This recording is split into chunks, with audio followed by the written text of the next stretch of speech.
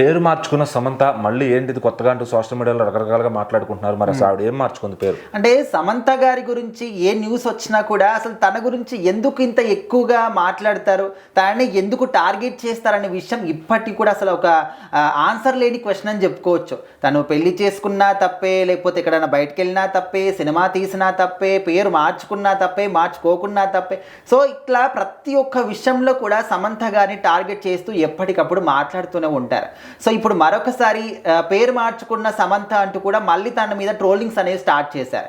So మొన్నటి వరకు రెండో పెళ్లి చేసుకుంది, ఆల్రెడీ పెళ్ళైనోని చేసుకుంది, ఆ విధంగా రకరకాలుగా వేరే కాపురాన్ని కూల్చేసింది అని చెప్పేసి ఇట్లా ఎన్నో రకాలుగా ట్రోల్ చేశారు.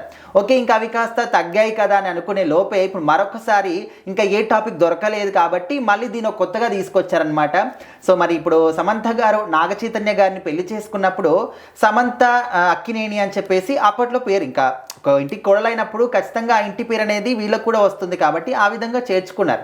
మరి ఇప్పుడు రాజిడి మోరి గారిని రెండో పెళ్లి చేసుకున్నారు కదా, మరి ఇప్పుడు కూడా పేరు మార్చుకుంటుందా అంటే ఖచ్చితంగా మార్చుకుంటుంది. ఇప్పుడు మన ఇంటి బంగారం అని చెప్పేసి సినిమా నిర్మిస్తున్నారు కదా, అందులో టైటిల్ కార్డులో ఖచ్చితంగా సమంత నిడిమోర్ అనే ఉంటుంది అని, అంటే అక్కడ వాళ్ళు అనౌన్స్ చేయలేదు, వచ్చిన టైటిల్ కార్డులో ఎక్కడ కూడా పేరు లేదు, బట్ జస్ట్ వీళ్ళే అనుకుంటున్నారు ఆ విధంగా ఉంటుంది. సమంత రెండో అంటే పేరు మార్చుకుంది, మరొకసారి మార్చుకుంటుంది, ఆ టైటిల్ కార్డులో ఇదే విధంగా ఉంటుంది సమంత నిడిమోర్ అని చెప్పేసి అనుకుంటున్నారు. సో ఏదేమైనప్పటికీ కూడా తను పేరు మార్చుకుంటే ఏంటి, మార్చుకోకపోతే ఏంటి, తన సినిమాలు ఏ సినిమాలు చేసుకుంటే ఏంటి, అసలు ప్రతి ఒక్క విషయాన్ని తన గురించి మాట్లాడితే ఫేమ్ అవుతాం అనుకుంటారా తెలియదు. కానీ ప్రతి ఒక్క దాంట్లో కూడా చిన్న చిన్న విషయాల్ని కూడా తన గురించి, తను అన్నం తినింది, తను అటు పోయింది, తను ఇటు పోయింది, ఒక రెస్టారెంట్, ఇవన్నీ కూడా మాట్లాడుతూ ఉంటారు తనని ఏదో ఒక విధంగా టార్గెట్ చేయాలి అని చెప్పేసి. సో మరి తన పేరు మార్చుకున్నా మార్చుకోకపోయినా ఎవరికి వచ్చేదైతే ఏమీ ఉండదు.